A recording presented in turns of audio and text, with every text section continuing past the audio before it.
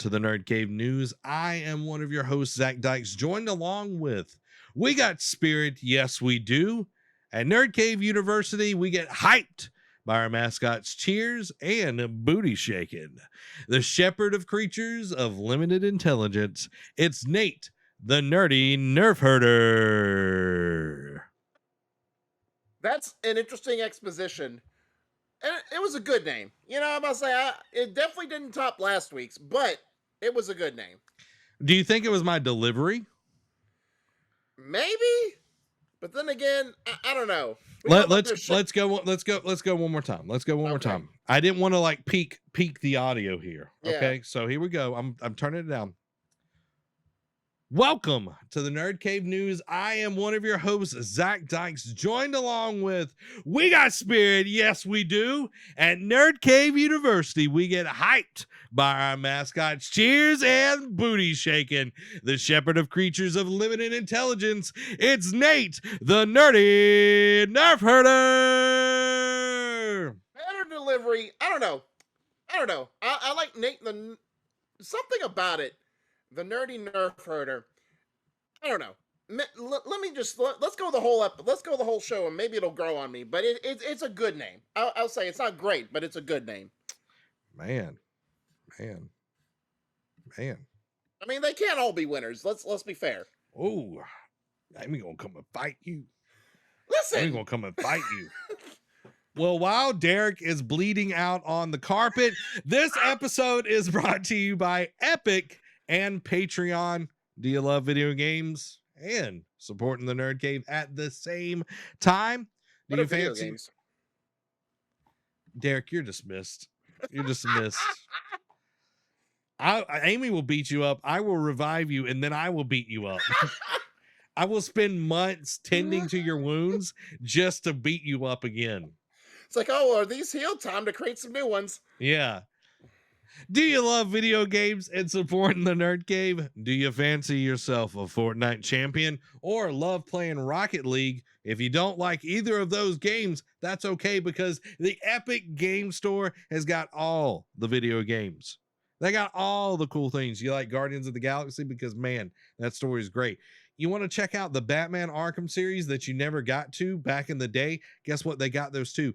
Tons and tons of games. And you can use our creator code NERDCAVE at checkout to support us with every purchase on the Epic Store. So again, use creator code NERDCAVE, all one word, lowercase, uppercase, it doesn't matter. Creator code again is NERDCAVE at checkout. Use it in the Epic Game Store, and every purchase, we will get a percentage of that purchase, no charge to you. So help us out and become part of the ship, part of the crew. How can they do that, Derek?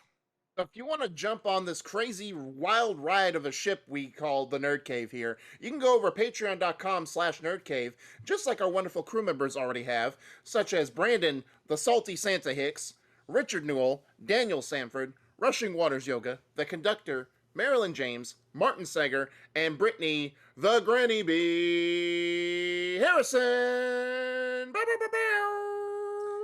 This is the Nerd Cave News, where each and every week we run you through the video game news that you need to know. You can watch us live over on twitch.tv/NerdCave Network on Thursdays at whatever time we decide.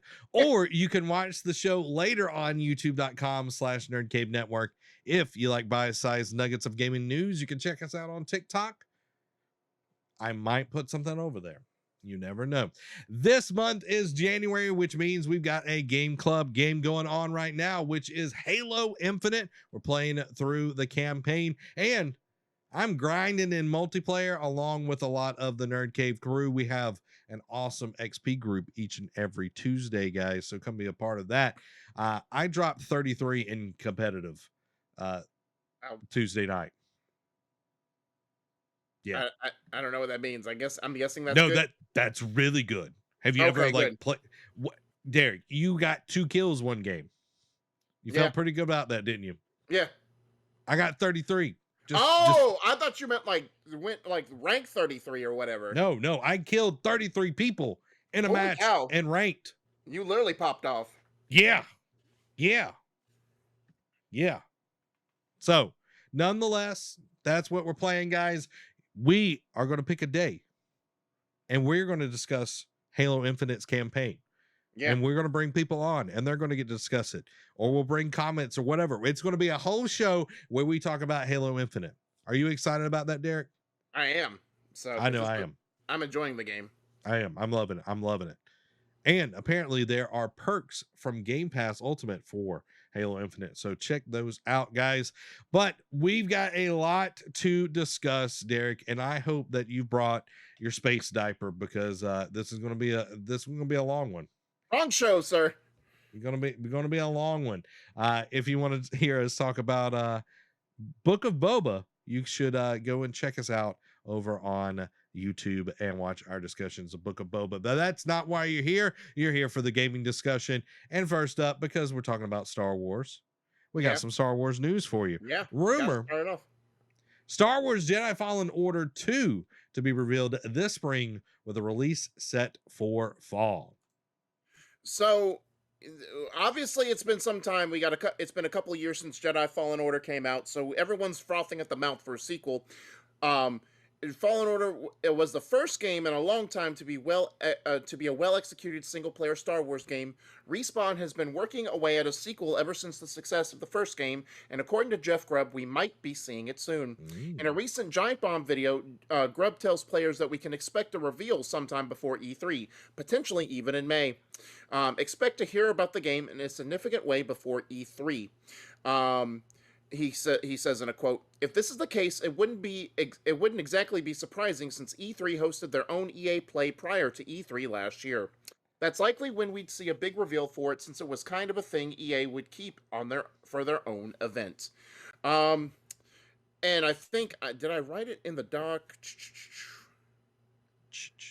Yeah. Oh, yeah. I'm about to say about the rumor. Like, I would definitely love it if it's one of those like Fallout moments or Guardians of the Galaxy moments where it's like, here's the game revealed and it's coming out in a few months. So I would definitely be okay with this launching this year.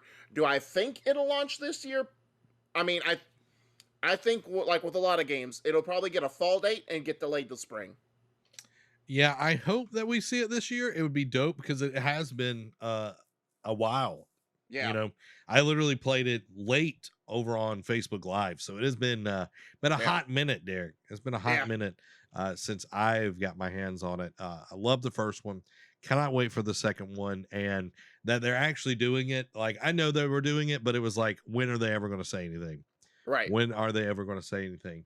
By the way, before that, we got to address a comment.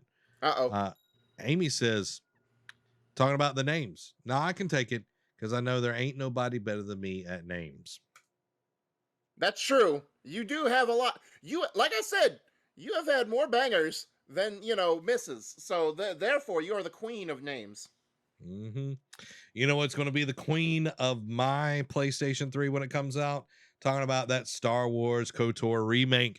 The rumor has it, Star Wars KOTOR remake to use the combat system inspired by God of War and Neo. And also this as a sidebar, in that same thing where in a same article where it talked about that Fallen Order 2 might be this fall, the KOTOR remake is projected to be next year, but we'll get into that in just a second. As for the combat, Aspire Media has implemented a combat system inspired by God of War and Neo for the upcoming Star Wars Knights of the Old Republic remake, according to YouTuber Mr. Matty Plays. Citing an anonymous source, Star Wars Knights of the Old Republic on PS5 will eschew the turn-based combat system of BioWare's original critically acclaimed Xbox title, instead adopting a more straightforward action system not unlike God of War. Elsewhere, the YouTuber has heard that Star Wars Knights of the Old Republic remake will feature multiple modes for combat, similar to what Final Fantasy VII Remake employed. In case you didn't play that game, Square Enix's title adopted an action-based combat system, but also offered a classic option for those looking for something closer to the original 1997 version. Nothing official has been confirmed yet, and it's worth pointing out that the game is still a long way off at this point. As previously reported, Star Wars Knights of the Old Republic remake isn't expected to arrive until 2023. Star Wars Knights of the Old Republic is... and blah, blah, blah. Okay. So what does that do for you? It's more of like an action-based, like, because we saw this with Dragon Age, right? Dragon Age 1 was a turn-based, and then by Dragon Mhm. Age 2, they did more of a free-flow action. Because I know, I forget exactly what you said, but I know when we, nerded out over the KOTOR remake, we talked about what changes you wanted to see, and I believe you did want to see a change in the combat system, correct? Yeah, I wanted to see a change in the combat system, which I like the old style and everything, but we do have the remake. We have the remasters, not really re-releases that's happened over the years for KOTOR and everything. I'm glad that they're bringing this into this generation, making it Yeah, more, and having the God of War system be a part of this is going to be yeah, really really cool.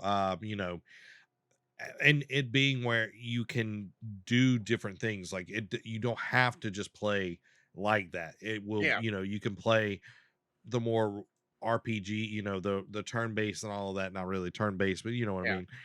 The old style, but also have like the free form, which was kind of like how Jade Empire was. Jade Empire, you could play it completely where you fought freely. Even like I said, Dragon Age did it a little yeah, bit as well. I'm excited. I'm excited to hear this news. I was like, I really don't want to play this game, and it have the same mechanics. If yeah, it's going to be a remake, or I want something new. I want something yeah, that's different. I want something that's fresh. So hearing exactly. that makes me very very excited, and I can't wait for it, man. Like I'm So stoked. now do you believe it's because it just got announced last year? Do you think we'll see it next year, or do you think it's further along? How about this? Do you think is it more likely that we get the game next year, or is it more likely we see actual gameplay next year and it comes out like in a couple more years later? Did they put a date on the trailer? No, they didn't put anything at the trailer. That's why I'm more skeptical. It's like, how do we go from no date to a possible year to like 2 years after it's I shown? You know?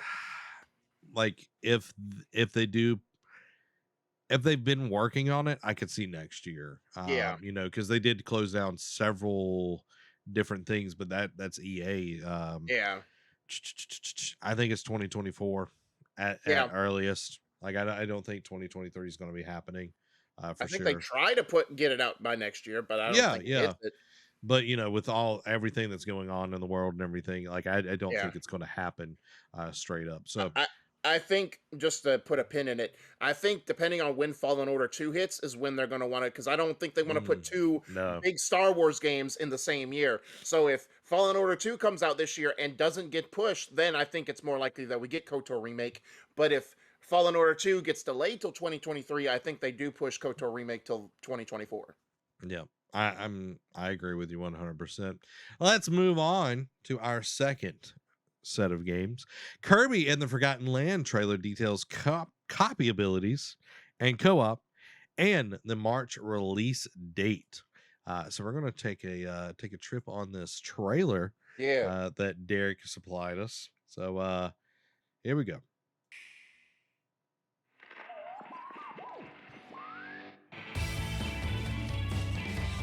No, I can't hear it. You killing me, Smalls. I'm sorry. You killing me, Smalls.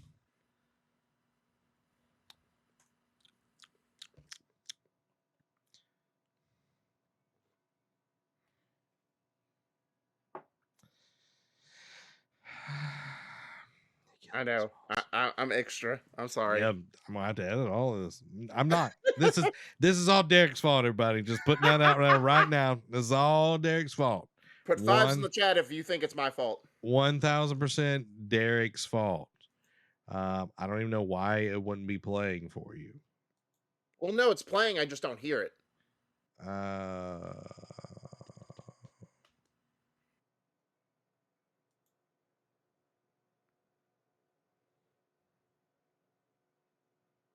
so you can see. Yeah, I can see it. Murdoch put a 7 in the chat. Can you hear that at all? No, but we can continue. You don't need no stinking sound. Right. Plebeian. I don't pay you to hear. All right, try this again. Let's try this again. All right, here we go.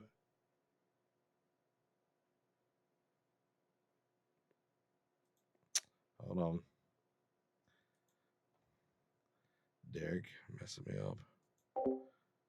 I didn't even do it. Everything's your fault. Why is it? Hold on. There we go. I was hearing myself double and you double. There we go. Guys, we got a complicated setup that Derek forced me into tonight without me knowing. Am I right? Yeah, I'm right. All right, guys, let's check out Kirby and the Forgotten Land. We're going to get to see the copy abilities and the co-op. Here we go.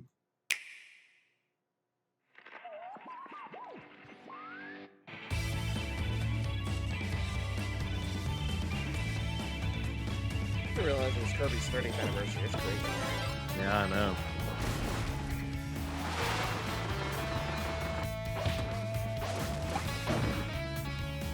Kirby Smash.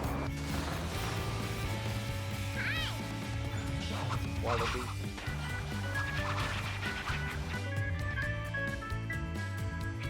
Aw. Poor little wallabies. The power of friendship. And then Kirby just eats all of them. Like the sadistic cannibal he is.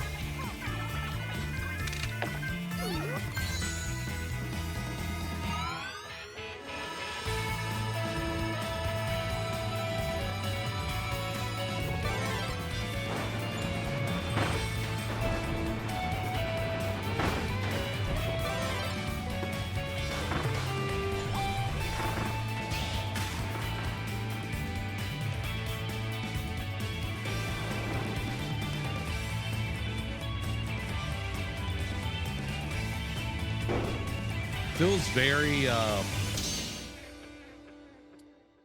very Odyssey like. Yeah, Mario Odyssey, or like, not Breath of the Wild.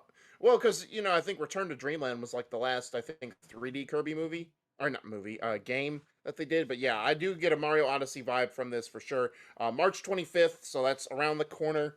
Very soonish. Man, again, spring is stacked. Yeah. Another one. Exactly. So what were your thoughts on the trailer? I mean, does it do anything for you? To Murdoch's point, I have also never played a Kirby game. Oh, wow. Yeah, I've never played a Kirby game. I've played a demo, and I played like on someone's like Game Boy back in the day. I was like, yeah, this ain't really for me. Yeah. If it does feel more like Odyssey, I will play it. I love Odyssey. It's probably my favorite Switch game of all time. Yeah. Just because it's super, super good. Amy says I used to play them at Chuck E. Cheese.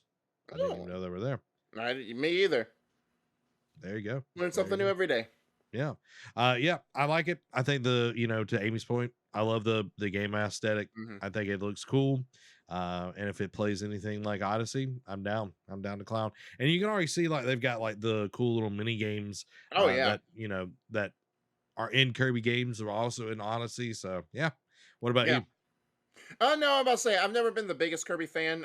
I've played like maybe one Kirby game in my life. And that was a while back I think on the Wii. But no, I'm about to say it looks fun. Like you said, it's very Odyssey-esque, very like not open world, but very big hub areas. Because I know when we first saw the trailer, we're like, is this Last of Us like Kirby edition, like a happy-go-lucky one? But it definitely brings a different aesthetic, and I think because they've put out so many mediocre Kirby games that I felt like they had to go big on this one, especially for the 30th anniversary. So hopefully they stick the landing. Yeah, I think they're looking at how Sonic really kind of screwed the pooch on their anniversary that they just had. Yeah. That's Zelda putting it mildly too. Yeah, Zelda didn't really have that strong of one. Mario had an okay anniversary a few years ago, but yeah, I think having to do something big. Amy says would totally play that on stream. Hey, we might get it for Amy, and Amy play it on stream, y'all. What do y'all think? Put some fives in the chat if y'all want to see. Well, especially since they're done putting up Animal Crossing updates, that would be perfect. Yeah. See Irby play the Kirby. Hey, got to do them rhyme schemes. Got to do them rhyme schemes. All right, let's jump into something that I am stoked for. Pokemon Legends Arceus trailer reveals look at crafting and open areas. Let's go. Let's go. Here we go. Get ready to experience Pokemon like never before. A world of adventure awaits in the land of Hisui. A place with sprawling landscapes where Pokemon roam free, unbound by human connection. This is where fierce battles can happen at any time. I know you are asleep, but I won't catch you. And where collecting materials knock knock. and crafting will be pivotal to success. That's going to be so Uncover the good. mystery of I know. Pokemon by building the Hisui region's very first Pokédex. Gotcha. That Get looked like ready. a snow like Your very Gengar. own legend is about to begin It's Glalie. in okay. Pokemon Legends Arceus, rated E for everyone. Arceus. Only on Nintendo Switch. That's how they're saying it, is Arceus, Yeah. not Arceus. Weird. Tomato, I guess at this point. All right, Derek, what did you think about it? Well, because I couldn't hear that, so you'll whatever descriptions you'll have to touch on. But it's very cool. I like how they're doubling down on this different take on Pokemon. Like, it's not a fighting game, it's not a mystery dungeon, it's not Pokemon Snap. It's something like it is still the Pokemon battle style that we know and love, Mhm. but it is a different gameplay style, and they're being very coy again, like they were with Sword and Shield. Like, they're saying, oh, it's open world, and then it's like, oh, it's not. It's just super big hub areas. I'm like, well, that's technically a version of open world. Like, we're splitting hairs at this point. But I don't know. Like, the crafting is going to be the most intriguing part, just because we really don't see a lot of that in the mainline Pokemon games, at least Yep. since I've played. Yeah, just from it's like crafting is going to be a big part of your success in the game. That's what the voiceover was saying and Yeah. everything. So I think it's going to be interesting how they like really develop that, because they could say, oh, crafting's a big part of your success, and it's like, are you really going to hold to that, or is it going to be like Last of Us, where it's like, if you don't craft, you die? Yeah. You know what I mean? Like, I know they're not going to go that hardcore or whatever, but it's like, how big is this? I think about Skyrim. It's like you would gather things Yeah. and you would hold on to those things, like, oh well, I got to hold on to this. I might need it later, and then you finish the game and never use it. It's like, Right. Exactly. that's a lot of RPGs and everything. So I definitely want. I can't wait to play it on stream. Yeah. That's going to be super dope and a lot of fun to play. Amy says, I like all the different lands, and it looks like they get to go to. Yeah, it looks like there's a lot of different like biospheres and like just cool new places to check out. And man, can't wait to ride a big old fish and a deer. Right. You know what I mean? You know what I mean? And like have a Snorlax fight a tree. Yeah. Who doesn't want a Snorlax fighting a tree? I know You I know. do. I know I do. Let's jump into the next one, guys.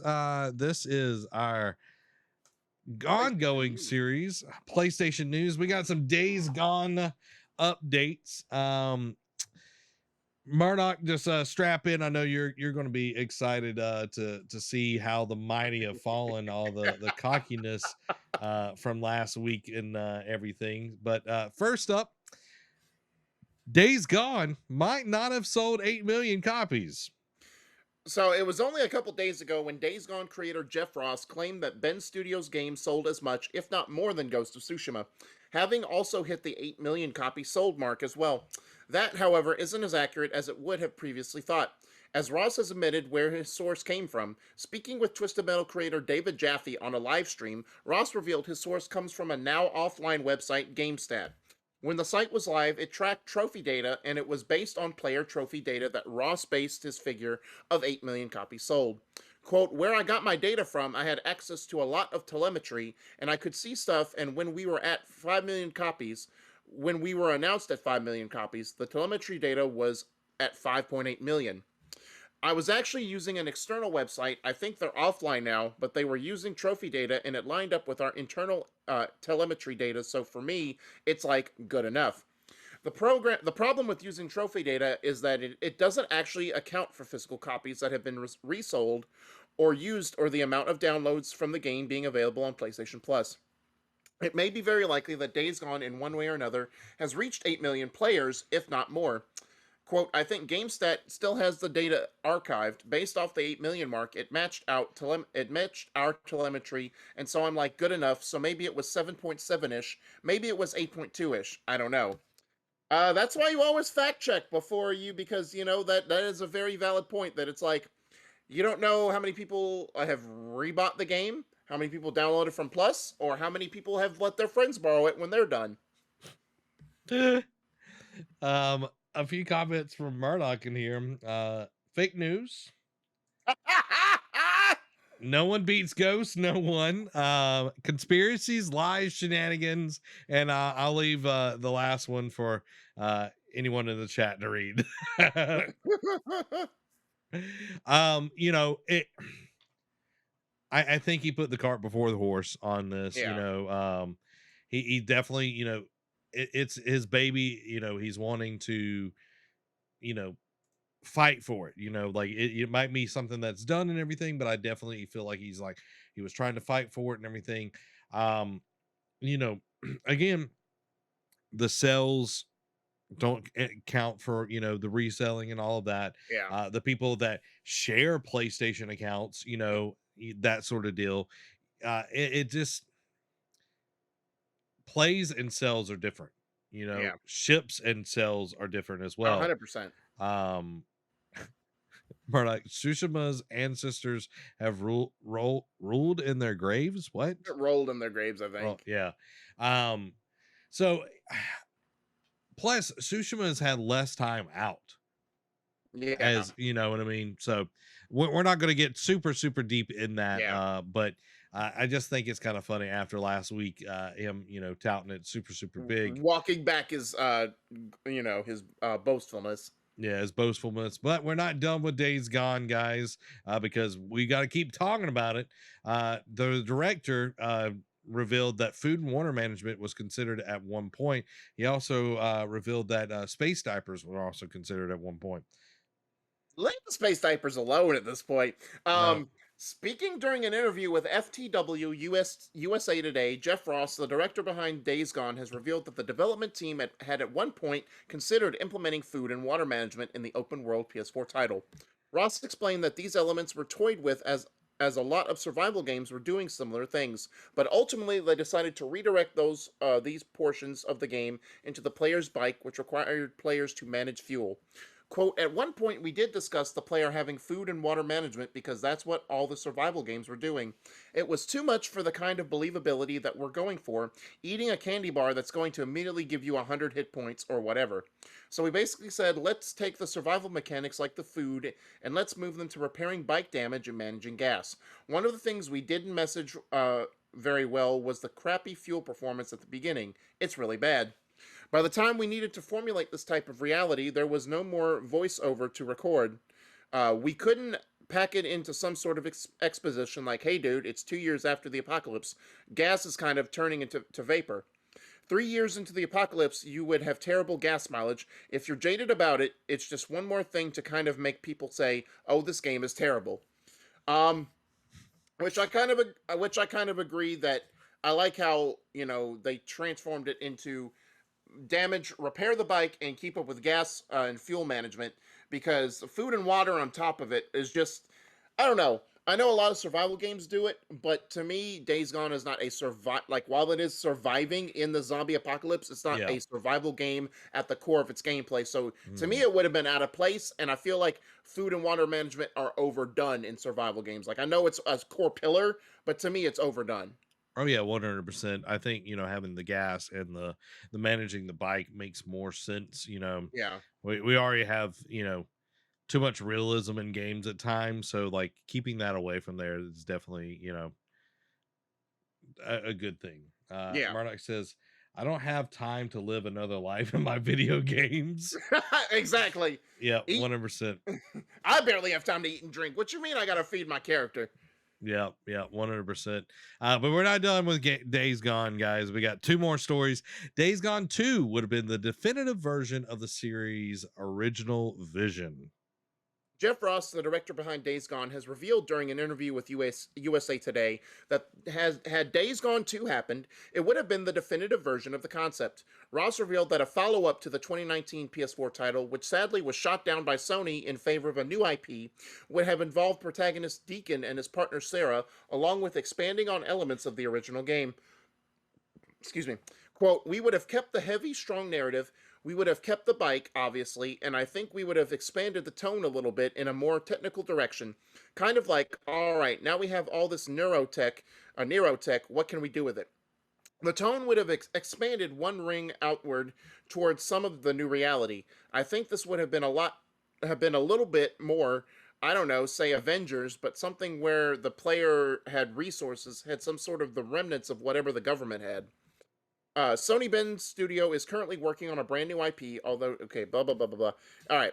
So, I mean, that doesn't really tell us much. Like, it kind of hints at what the definitive vision would have been, but I think, again, it goes back to what we talked about last week. I think it would have been, while the vision would have been, well, it didn't live up to the hype and what they were selling, and like around, especially in the gaming world where it's at now with like pop culture and what's hot and what's not.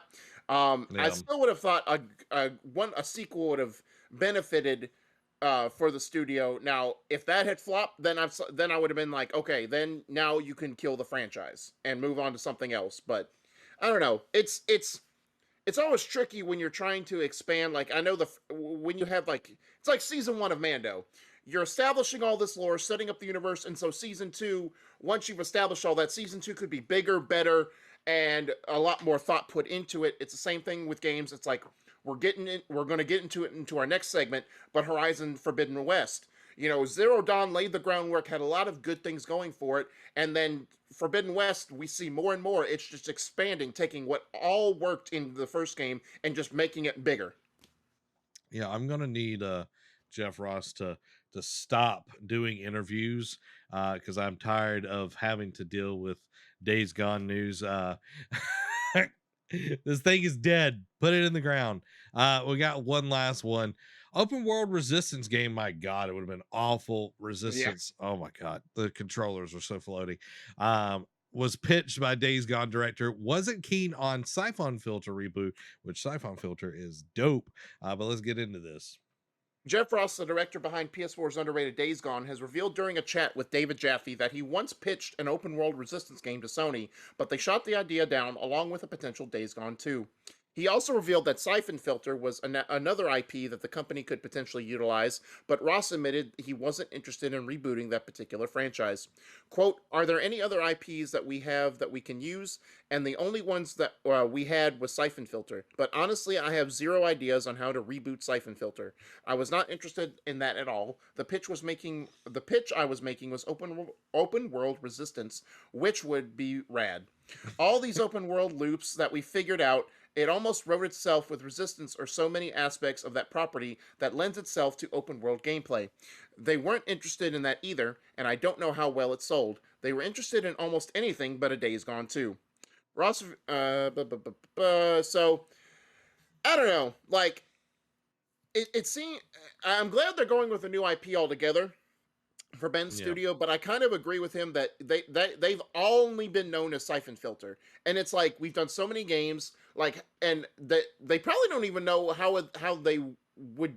I forget what the last game was in Siphon Filter, but they probably don't even know how they can build off of that game. So they would have had to have rebooted. But it's like, really, like this is all we're known for, and we tried this Days Gone IP. And it didn't live up to Sony's expectations. So it's like, do we really want to go back to Siphon Filter or do something new?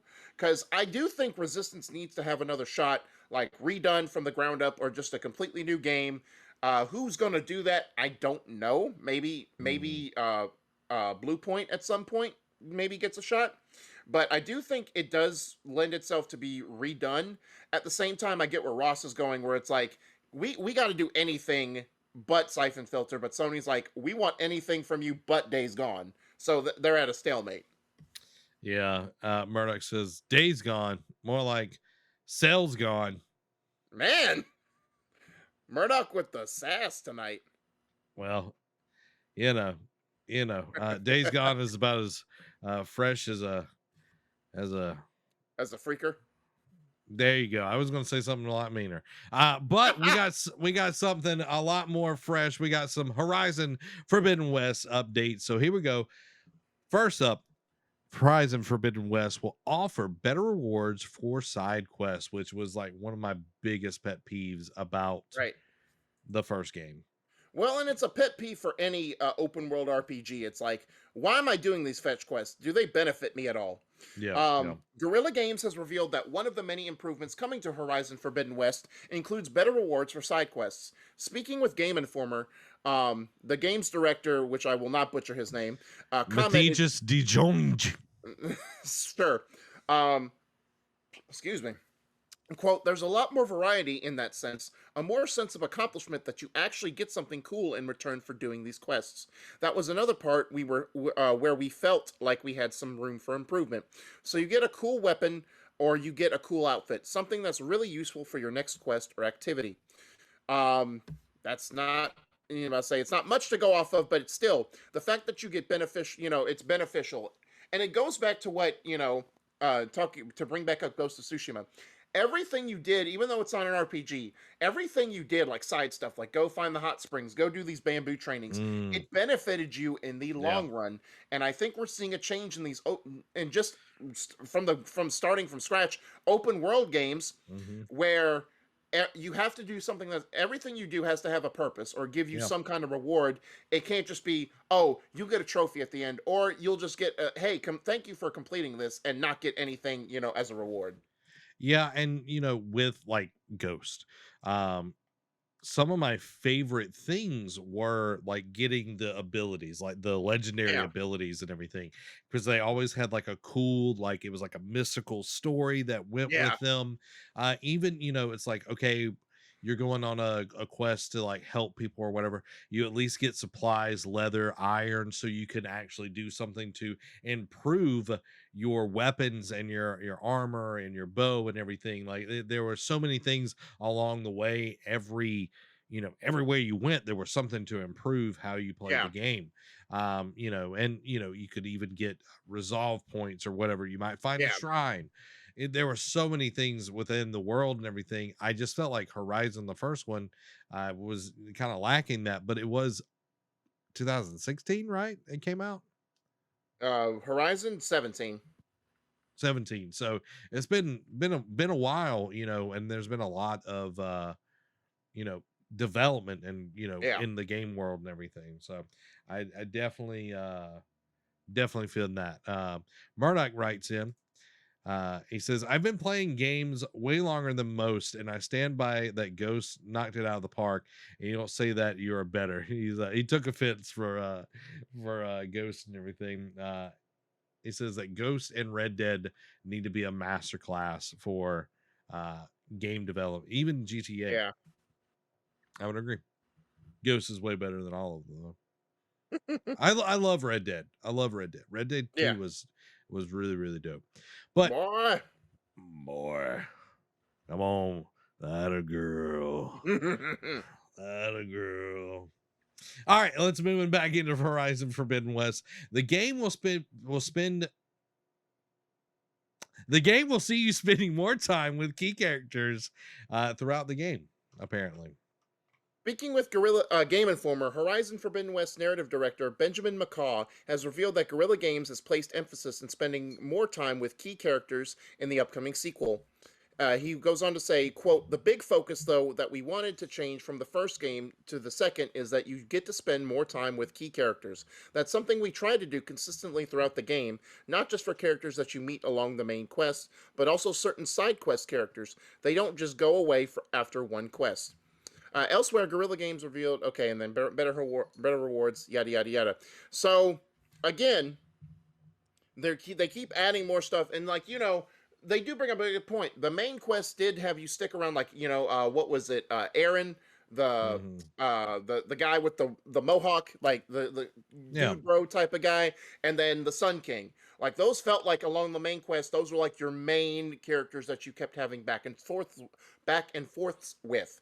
Now, of Yeah. course, some of the side characters, like the guy when you went to take out the enemy huts, like he kept following you around, and then of course it resolved in some stuff, and it, depending on which action you chose, he got to join your squad at the end. So some of the side characters did feel like, but it didn't feel like a lot. Everyone, like, it does have a point. A lot of them where you just meet someone, finish the quest, and you're done. Yeah. Yeah. And, going back and playing Horizon and, kind of jumping into the, like, good far portion into it. I was like, who the crap are these people? And you hardly ever see them. They're just like NPCs that you just pass by. You just grab a quest and that's about it. Mhm. Silence or whatever his stupid name is, was Yeah, about the only silence. Yeah. Silence is about the only one that you actually like spent more time with because he's talking to you. There's a kitty. That's about the only one you really spend a ton of time with because he's constantly talking to you throughout the main parts of the game. So I'm glad to see that is going to be dope. It's going to be Yeah. dope. We got one other thing. Uh, Amy says every time I think of Red Dead, I think of you when you killed Skylar's horse. We don't talk about that. No. I I was trying to get Skylar the like white Arabian horse, which is the fastest horse in the game, Yeah. and I accidentally killed the horse that he had trying to get there. I like ran it off a mountain, and it killed that horse. Yeah. Yep. And there was another time where one got mauled by a bear. Uh, yeah, you know. Fun times. But speaking of mauled by a bear, there's a new trailer that details the tribes within Horizon Forbidden West. So let's take a look at all this. And Derek's not going to get to hear a thing. I've watched the trailer before, so I kind Peggy of know what to. 16. I kind of remember what it is. So, but go ahead. He's not going to get to hear a thing, guys.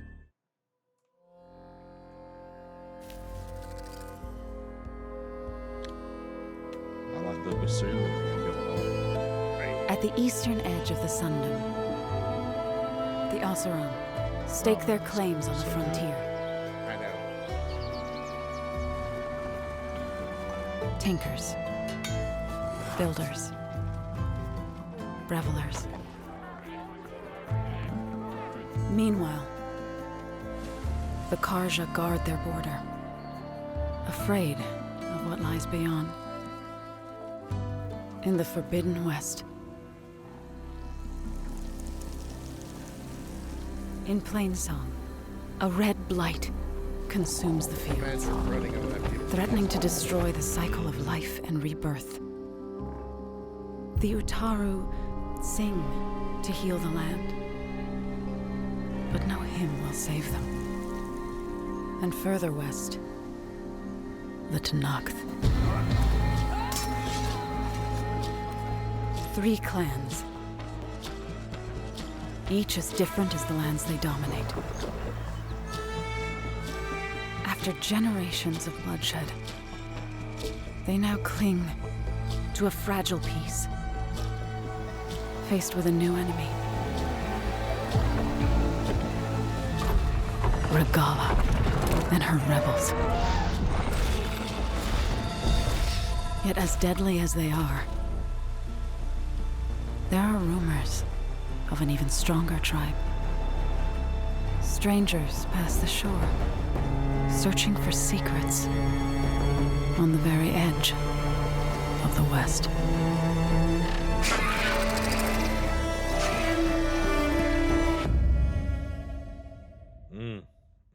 How much? No, ma'am. There's so much they're teasing, and again, the more trailers we see, they just keep expanding. It felt like, and now granted they beat their chests, but Horizon's actually putting pen to paper with this, right? Like when we saw Shadow of Mordor to Shadow of War, they beat their chests like, oh, everything is 4 times bigger and everything like that. Yeah. Well, Horizon's actually doing it because, we did see a few tribes like the Karja and the Oseram and whatnot. Yeah. We did see them, but we didn't see a whole lot in the first game, and they're like, we got you, fam. We're gonna give you more and more. Just like we saw a good amount of machines in the first game, even in the Yeah. expansion. And it's like, how much more can they do? And they went and they did a whole trailer on the different machines that you can get in the game. And it's Yeah. like, man, y'all can just go ham on this once you get creative.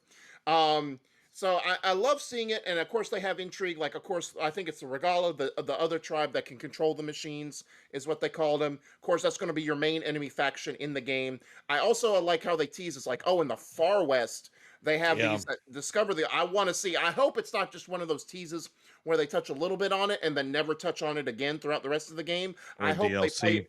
Yeah, or DLC. I hope that they actually play a big part in the story. Yeah, I agree. I'm excited for it, man. Like, having more tribes is always a good thing. It felt kind of sparse. You really didn't see a lot of tribes within the first game. Dan does have a question here. I wonder if there will be any Nora, such as exiles, or maybe even some who still have the secret protection from the previous game. And that's a very good point. Because it was pretty much. I thought from what I remember of the first game, we saw that they were very sparse. We may have seen one here or there, but they were pretty much close to the Nora encampment or the Nora territory. You didn't really see them the farther west you went in the game. So that would be cool to see. I definitely hope we do. Like, maybe even like you run across a group of exiles that are all hunkered together, and it's like, oh, these are my people. I need to protect them. Yeah, well, and you got to think this takes place, like 6 months after the first game, right? Yeah, The Nora got totally wrecked 100%. at the end of the first one. So, spoilers. Murdoch says, I got to play this series. You need to, man. You need to. It's a great series. You can get, I know you're asking about it. Will it be on PC? It like 6 months at the earliest. Will the second one be on there? But the first one is already on PC. So highly suggest checking it out. It's great. And if you got a PS4, you can play it already.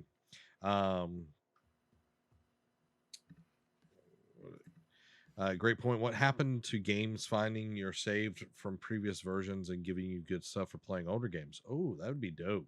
Yeah. Yeah, I know other games have done that in the past. I don't know if this will start. How a lot of them like explain it away. It's like they like someone sneezed on them and they lost all their powers. Like that's kind of like the go to is like someone's been whatever. But yeah, I'm stoked for it. It is February 18th, guys. Horizon Forbidden West is going to be there. It is going to be so good, so good. Like 5 weeks away, I think, if my math is correct. Yeah, so that means I've got to finish like 3 games within this time to be able to really dedicate to it. Just don't sleep. I don't think I can give up the Halo grind. I'm enjoying it too much. Right. So. Not necessarily campaign, but the multiplayer. Right. There is a PSA. I put this in here, by the way. An early version of Forbidden West has leaked online, so beware of spoilers. It's just like with Last of Us Part 2. If you want to go in blind and know nothing about this game, mute any kind of notifications regarding Forbidden West. Yep. Well, that wraps up the discussion. We got some PlayStation quickies for you. Derek, take it away. So the first one is a rumor that the next PlayStation event could be set for February, and hopefully it'll be a good one to start off the year, not a bad one like how we ended last year. Sony has, quote, nothing to announce right now on PSVR 2 backwards compatibility. Following that up, another rumor that Half-Life Alyx could be coming to PSVR 2. PS5 DualSense pink and blue colors controllers are now up for pre-order. Following that, a new DualSense attachment lets you play your PS5 with one hand. PS4 production reportedly extended as PS5 supply issues continue, which is a very weird thing to say in this day and age. A new patent from Mark Cerny suggests PlayStation has solved their backwards compatibility issues. Following that up, new Sony patent further hints that PS5 games are heading to cloud streaming. Among Us was PlayStation's top download for last month. Returnal support studio hiring for a new console exclusive. Gran Turismo 7 confirms the return of Daytona International Speedway. Brittany M. Morris joins Insomniac Games on Marvel's Spider-Man 2. Twisted Metal development has been reportedly picked up by Firesprite Studio. There are already some busy bees over there at Firesprite. And the last one is another rumor. Supermassive Games has, quote, several unannounced PlayStation exclusive games in the pipeline. You know, it's good to see them come back because they started with Until Dawn and did the Rush of Blood for VR. Then there's like, you know what? We're a little big for our britches. We're gonna go multi-plat. And that didn't really work out for him so well. So they're coming back to Papa. Murdoch asks, can you go into more detail about the backwards compatibility and what it means?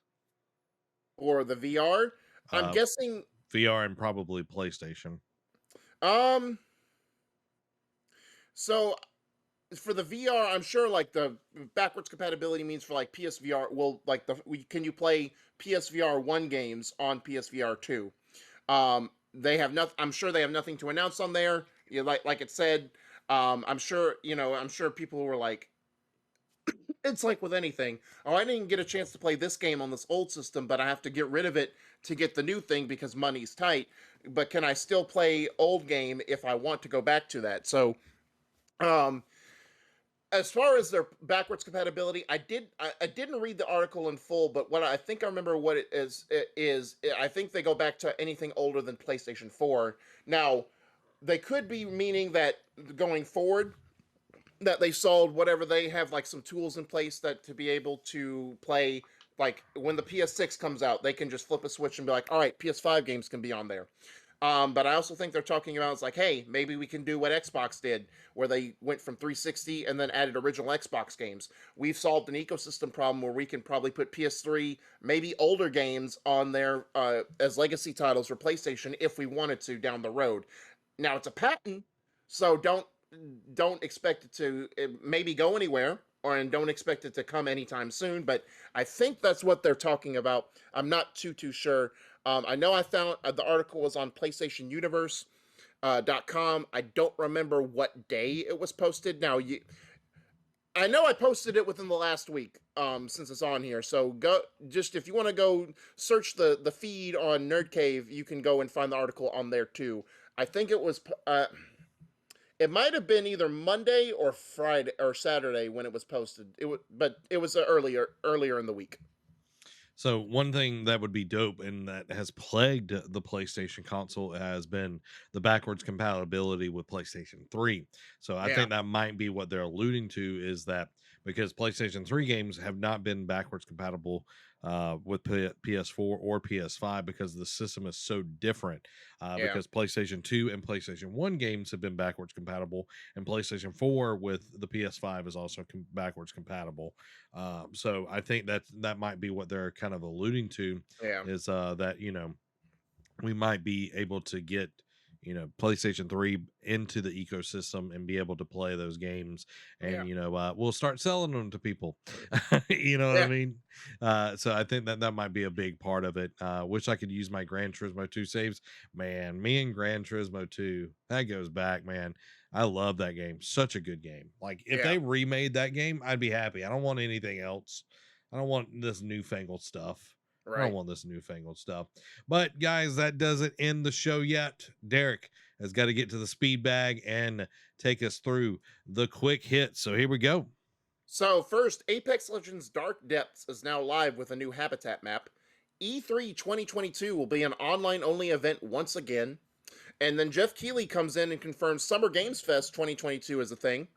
The Fallout TV series will kick off production this year and will come to Prime Video. Battlefield 2042 Rush Mode has been removed from playlist by DICE. Question Studios developing new South Park game.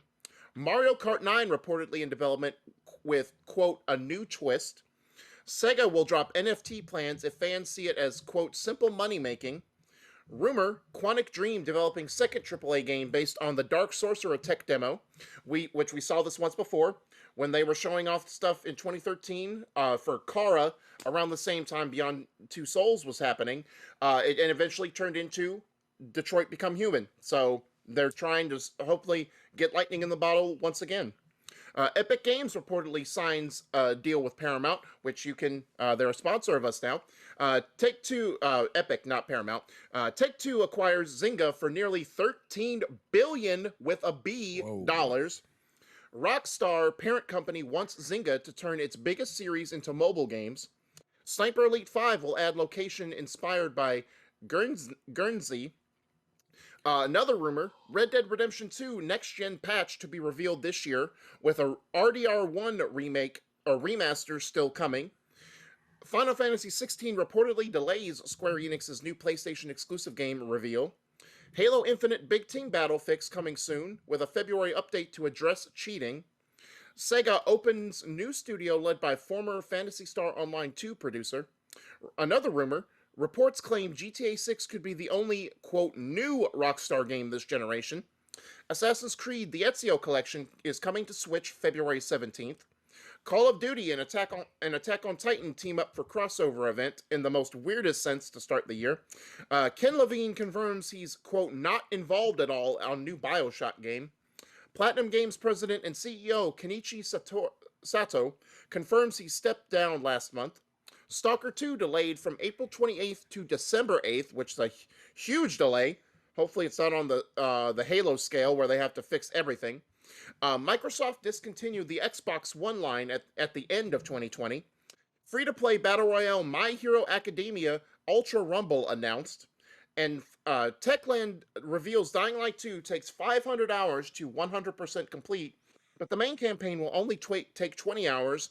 But if you do that and side quests, it'll be closer to 80 hours. I'm glad to have a lot of content in that game. Hopefully it's full-fledged content and not Fluff. just fluff. Yeah, 100%. Man, the Zynga thing, I was not expecting that. Yeah. Like 13 billion. that's like Farmville and all of those kind of things. Farmville. Farmville, because I forget what's what, because it all like goes together, but it's different studios. Yeah, man, that's huge. Yeah. And then them being able to make mobile games, like everybody thinks that mobile games are going to make money. I think that train is kind of slowed down in that sense. Murdoch does have a question. What is NCN's thoughts on NFTs? They're the devil. They're the devil.